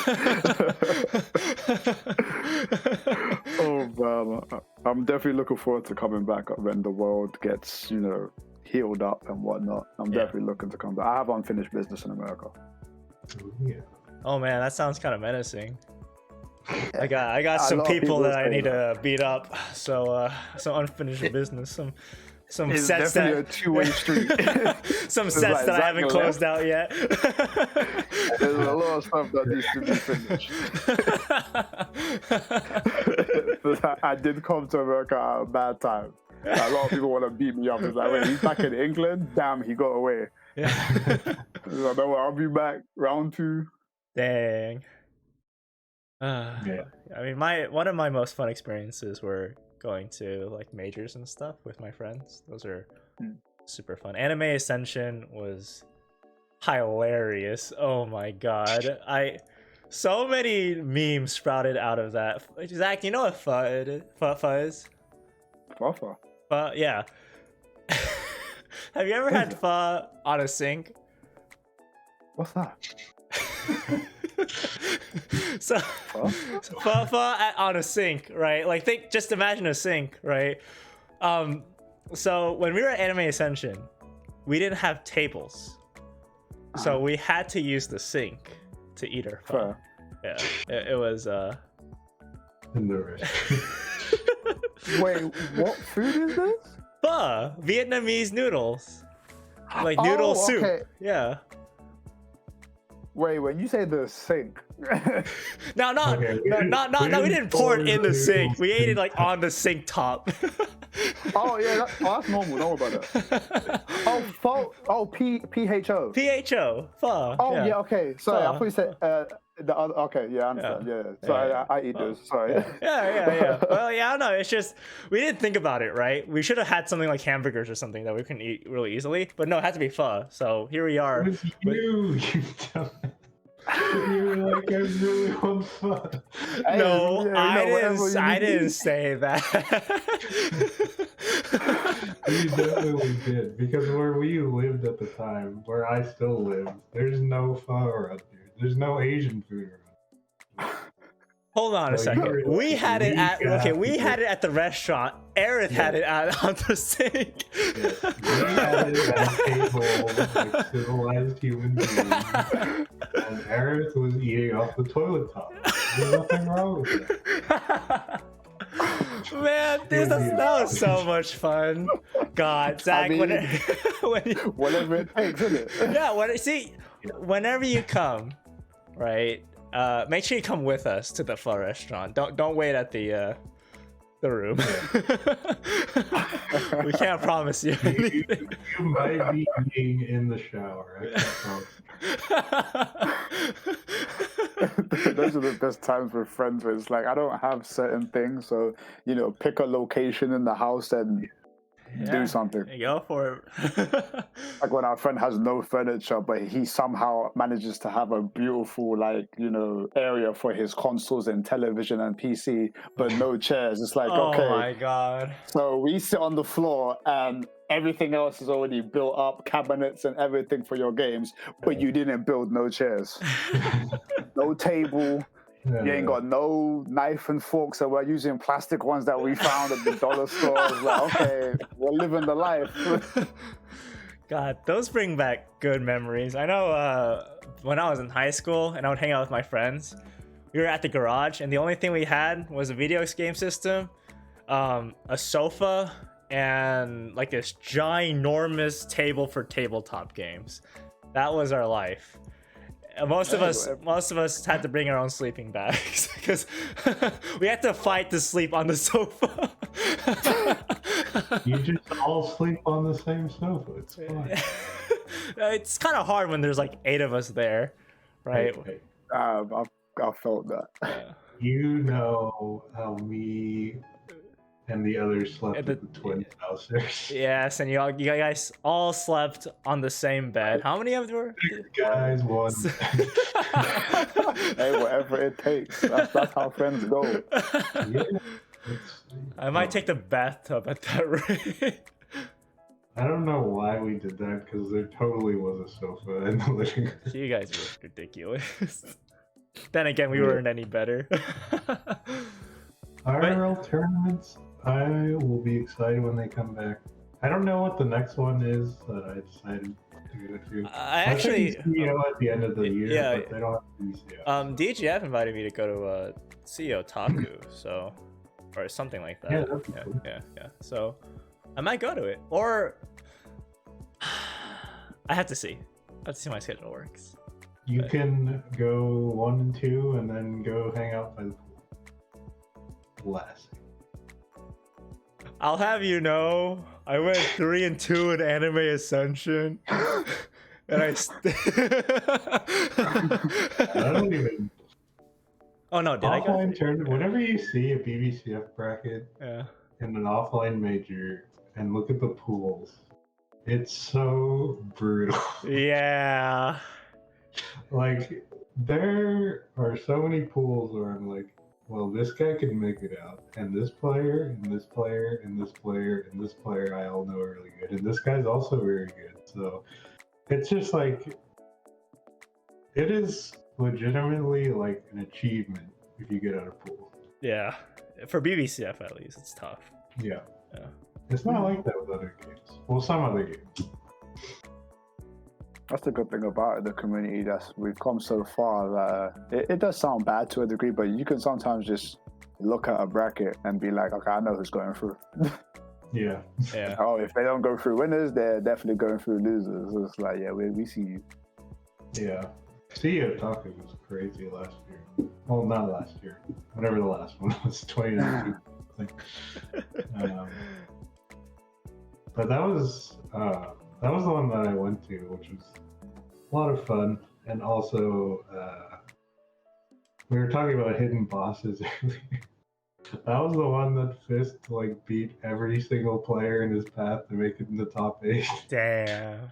That was so awesome because nobody knew who the hell he was, and then he ended up in loser side top 8. Beat Yeah. Beautiful Dude, and then lost 2-1 to SKD. Dang. Good times. Scary players.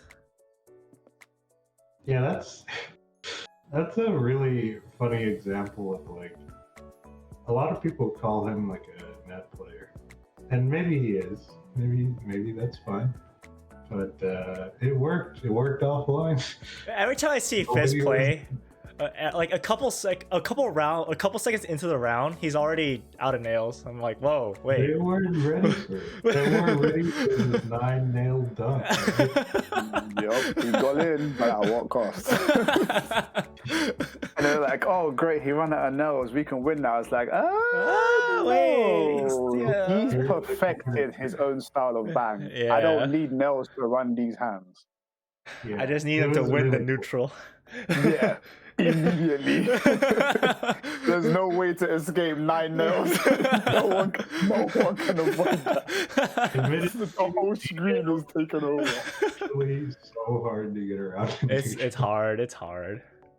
And then you have who's the really good Japanese Bang player? The one who has the meme. Dora Bang. Oh yeah. He Dora never Bang. uses nails.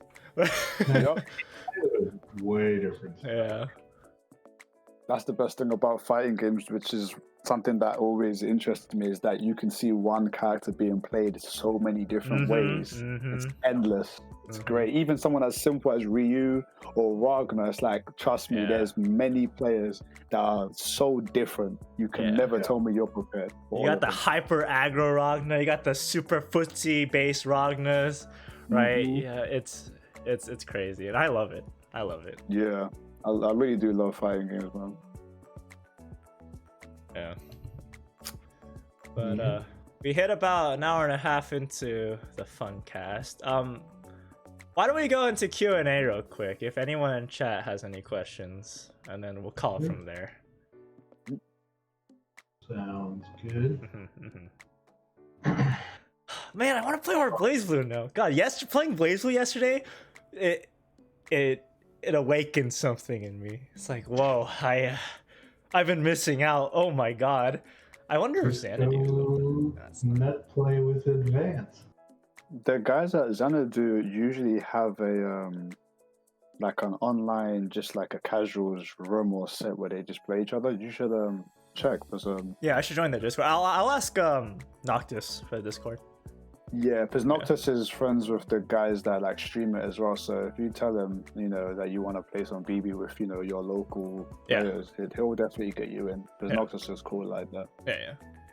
Ooh, and Yuken will help you as well.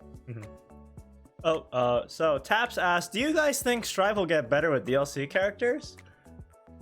I think we are still very early in the game. Yeah. I don't even know how much time we are, like a month or something. But a little over a month, I think. Yeah. Yeah, like there is so much time for metas to develop and things to be discovered that I wouldn't really take anything with a grain of salt right now. So, or take things with a grain of salt, not the other way around. Yeah. What about your thoughts? I think the game meta will probably okay, if I'm being completely honest, they'll probably do a nerf to Soul. Thank God. Thank God. I do think that like there are a lot of metas that can develop even without like balance patches. So as time goes on, I bet people will discover like new options for characters and stuff like that.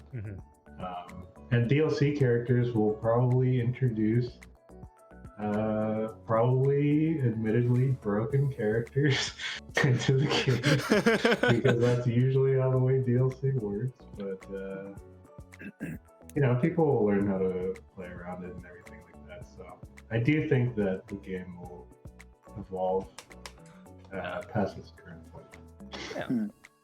Yeah.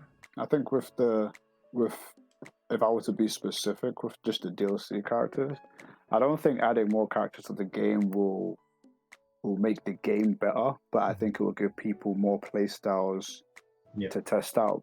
But at the same time, I feel like they're going to have to do more than just add DLC characters for people to get a different feel for the game, because as Strive is now, you can be very technical with it, yes, but it doesn't really go too far. Like, so far, what you've seen with Strive is what you get. And I feel like they definitely need to fine-tune it. But like Kasha said, it's the first game. The first game is always the worst one. It's always going to be rough. Every game when it first came out was either broken, janky, or terrible. But I think if after like patch 2 and 3, and they've listened to the community, and also the community has listened to them, because there's definitely two different mindsets when it comes to Strive. The company is trying to aim it at the newer players or the newer generation. And then the older generation is trying to tell the company, could you at least fix X, Y, Z?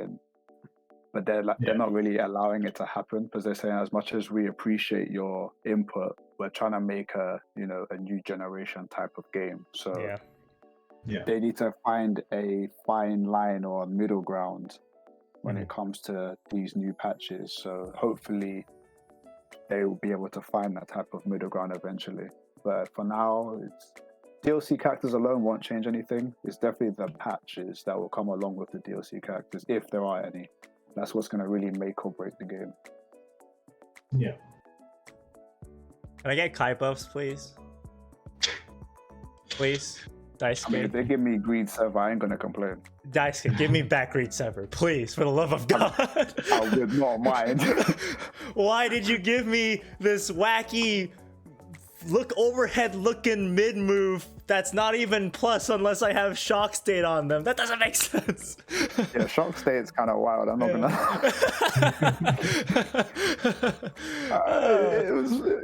He can go places. That transformation is cute. I guess. Zach, did you know in Dragon Install you have a 90% tension gain reduction? Yep, that's why we use it once and we try and clear off one combo. If it don't work out, it's like, well, saying I don't have no meter left, you wouldn't mind dying, would you? Yeah, please? Please? It's really bad. Oh my god. A question But it looks cool. Yeah, it does look cool, but... Question from Mina Tust: are you guys participating in Anime Evo this year? Funny thing about Anime Evo, so it's renamed into Vortex Gallery. Yeah. Vortex Gallery, right? Vortex Gallery, and we are participating in Anime Evo. Our jobs is to stream BBCF. Well, my job is to stream BBCF. Kasha is our TO for BBCF PC. So yeah, if you guys will see us. You won't see us playing, but you'll see us. Well, kind of. I did enter PSN because on the week afterwards. So I wish I had yes, I will PlayStation. be. Yeah. You won't see me because I don't have PlayStation. I can't participate in the PC ones because I'm the streamer. So, yeah. You know, I bought a PS4 to play BlazBlue. I respect that. I would buy a PS5 to play BlazBlue and Guilty Gear and all the new FGs coming out because that's probably going to be the standard for. You could probably buy a used PS3 or something for fairly cheap. I have a PS3 back home, but it's very far from me, and I would just get a PS4 at the minimum. Yeah, you can get a cheap one somewhere. Yeah. Get with the times, you know. Yeah, I've been fiending for BlazBlue recently. I was supposed to play 3 sets this week, but I got tired on the last one. So,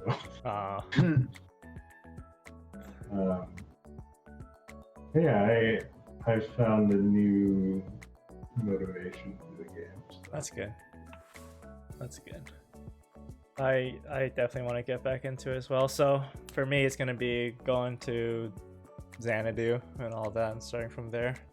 Probably meet new people and just up my game a bit because I don't I don't play against enough high level players. That's my problem. I feel is I don't have enough matchup experience or like enough high level player matchup experience. I need to start developing that. If Final gets a PS4, you'll come back to BlazBlue just to beat him up. Wow, Night Killer. Wow. Let me look up PS4 prices. Damn. Like, this guy wants to run hands with me. Let me spend some money real quick. Man, hold on a second. PS4 shopping. They're still charging like $500 for this? That doesn't make sense. Oh, $250. All right, $250. Even that's too much. That's expensive. No, you can definitely get one for cheaper than that. Yeah. You're not trying to get a first-hand one, are you? Nah. Just get like a cheap second-hand one. Yeah, you know, the ones that say, comes in packaging or something. Yeah. Yeah, like I'm seeing one for like, wait, is this England? That is cheap. Let's go to the American website. I'm checking eBay. Look, like at the top two, 440, 420. Where's 220? 220?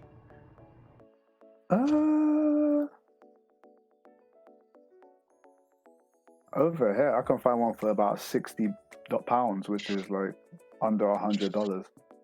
I can't wait till Chane spends $300 on a PS4, goes into the lobby, plays Cradash, and then just quits. Oh my god, why? Why would you say this? Is that guy still alive? Probably. My god, the legend. He hasn't changed his gameplay in over like 3 years. He plays exactly the same. You know who else plays exactly the same? The Avatar Prince. That guy plays. Man. That's a different story. What a guy. The guy that doesn't like combos. That guy is just like a character. Crash is the essence of Gauntlet Hades. Crash is the spirit of online BlazBlue. The true net player.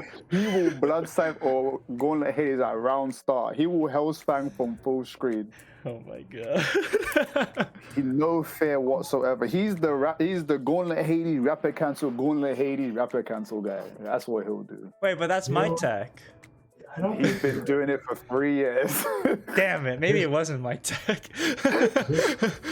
I'm looking for a PS4. I don't think you're ready. You're right. Maybe I shouldn't. Maybe you're right. Maybe Don't worry, when you get PS4, you will definitely enjoy it. Definitely.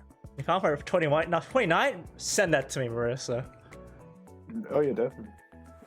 Also, when you do, just ignore all the 4 bars because those are not 4 bars. Dude, 4 bars on PCs are lies too. The whole network indicator thing is a lie. It makes no sense.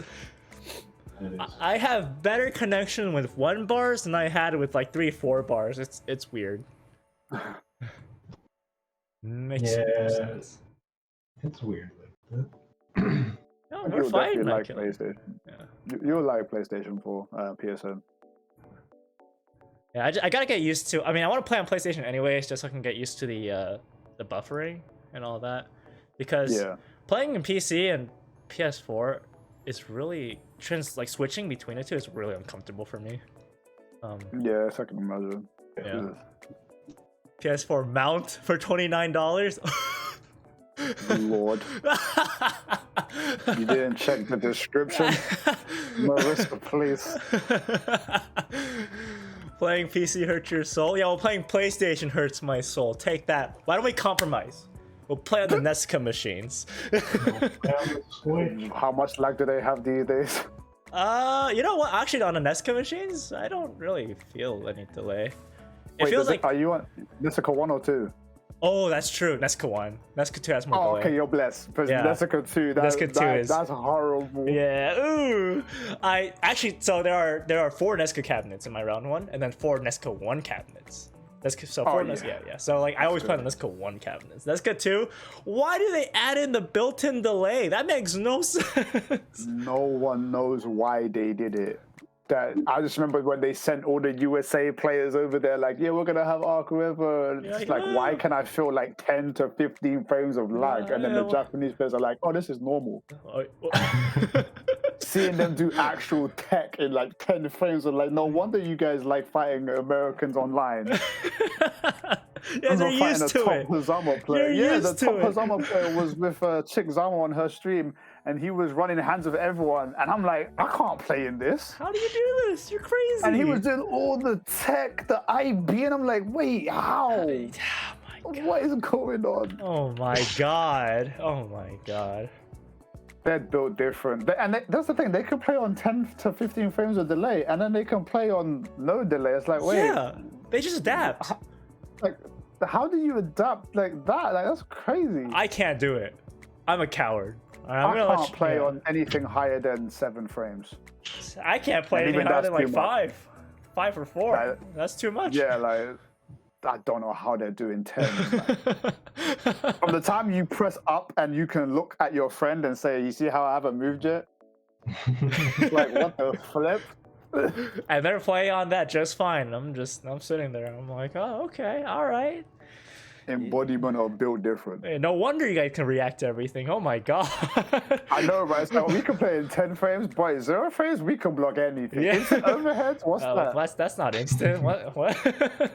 We're all complaining about S's JC instant overhead. They're like, S's don't do it here because they'll die. We OD those for free. Lol, you can't block those? Man, y'all are whack. Jeez. Oh my God. Any other questions from the chat? Zach, buy a PS5 box, bro. Buy one. I'm trying to find one. Hey y'all, non-FG question from Zach. Oh, from Teru. Okay. Which program do you use for doodling and what kind of tablet do you use? That's right. Zach, we didn't talk about this in this podcast, but you draw. Goddamn, you're good at it too. Oh, I'm still learning. I'm enjoying myself though. I use it's a program. I use Paint Tool Sci, and then I also use Clip Studio Pro and EX, or the highest one. I can't remember which one it's called. I don't know if it's Pro or EX. And the tablets that I use is I started off, and I still have my Bamboo Fun, Wacom, and then my friend gifted me a Wacom Intuos Medium. That's the one that I'm currently using. I've been drawing for a while. Yeah, speaking of drawing, caution, I haven't done a draw stream in a while. Yeah, I've been waiting for those. Sorry, it's I can only draw faces. Sorry. You draw what you can and what you want, and you just keep doing it. It will build up. You'll want to draw more eventually. That's true. So don't force yourself. Enjoy the trip. Yes. I started off drawing flowers. Oh wow. My friends tried to get me to do their tattoos when I was younger. Oh, whoa. Yeah, it just I liked drawing flowers for some reason back then. There was just like really exotic flowers. I used to draw them, and sometimes my friend would say like, I didn't give them actual tattoos, but because I wouldn't use needles, of course. Yeah. So it's like I'm young, so they see me draw a flower, and then someone would say like, "Can you draw that on my arm?" And then I'll just get a pen and draw it there. And then it kept on spreading to people asking me questions like, "Can you do this for me?" and whatnot. Yeah. And I drew a lot of cartoons when I was younger as well. Oh, okay. Oh man. Alright, Corey, we're gonna start up for draw streams again. I don't know when. I don't know how. Oh wait, I need to get Photoshop. We'll think about it. You can get the free Photoshop from 2006 for free. So you don't have to worry about paying for that. You can get the old one for free. Okay, I'll do that. Yeah, I'll do that. Yeah. Don't worry, you're not missing anything out. Oh, yeah, I mean, all I need is to draw, really. I don't really need anything else. Question from Marissa for Zach. Why doesn't you have a hype dog hat beanie yet? I had a ring. I only have a necklace. You actually have a hype dog necklace? Yeah, I got it made. Oh my god, I want something cool like that. Yeah, I got I think it's a pixel beadwork necklace with hype dog on it. Uh-huh. Yeah, I bought that years ago, and I wear it around when I go to like Evo and other like tournaments and stuff like that. I'd rock that everywhere. Showing the power of hype dog. Yeah, I really like the cat. He's a good boy. From Night Killer for Zach, is your middle name Hype Dog? I wish. Get it legally changed. Add my fifth name. My goodness. If only. Zach Hype Dog 1 star. There you go. That's Zach's I've been name. doing that for a while. Yeah. That's literally where it all came from. That I don't know. I don't know where that came in my like reputation. Uh-huh. I honestly don't remember. I think it's when I was fighting my friend, I just saw the dog in the corner. I was just like, this dog's so cool. Bark, bark, bark, bark, bark, bark, bark. And I used to like make sure that when I'm fighting my friend, I'll beat him up on the right side of the stage so I can see him. And then, just make sure that I can hear his barking and everything. And then somewhere down the line, I just became the hype dog because I started doing commentary and whatnot. You know what? Yeah, you know what? That's a great image. The hype dog. I like that. Yeah, love it. Yeah. Fluffy dog, like. Yeah, and then allows you as well. Like my character has a panda, and then I got the dog. It's just fun. Yeah, I think people associate with me with like generic anime protagonist. I think that's my image. So unfortunately, I can't seem to change it no matter how hard I try. They think of you as the main character. That's good. I don't know if that's a good thing though. People usually associate generic anime protagonists with like hella boring personalities and stuff. So I don't know how I feel about that. I mean, people can have a very good like view of you. I think last time someone actually told me that you reminded them of the main character from Persona 5. Oh, really? I haven't played the game before, so I have no idea what he's like. Yeah, I mean, he's a pretty cool collected character. You know, he's not boring or anything like that. Very just a nice, well done character. And then I remember someone told me like that guy, you know, Final kind of reminds me of that guy. I was like, that's cool. Like, dang. You know what? It's a good character. I'm taking that. That's the highlight of my day. Thank you. Thank you, whoever said that. I like his design, right? I like his design a lot. I think he looks really cool, but I never played P5. So yeah, Final's whack. I heard it's a very interesting game. I've seen someone play it for a bit, and it was interesting. From what I only watched it for like an hour and a half, and it was fun. We were having jokes, and the characters are quite lovable, I must say.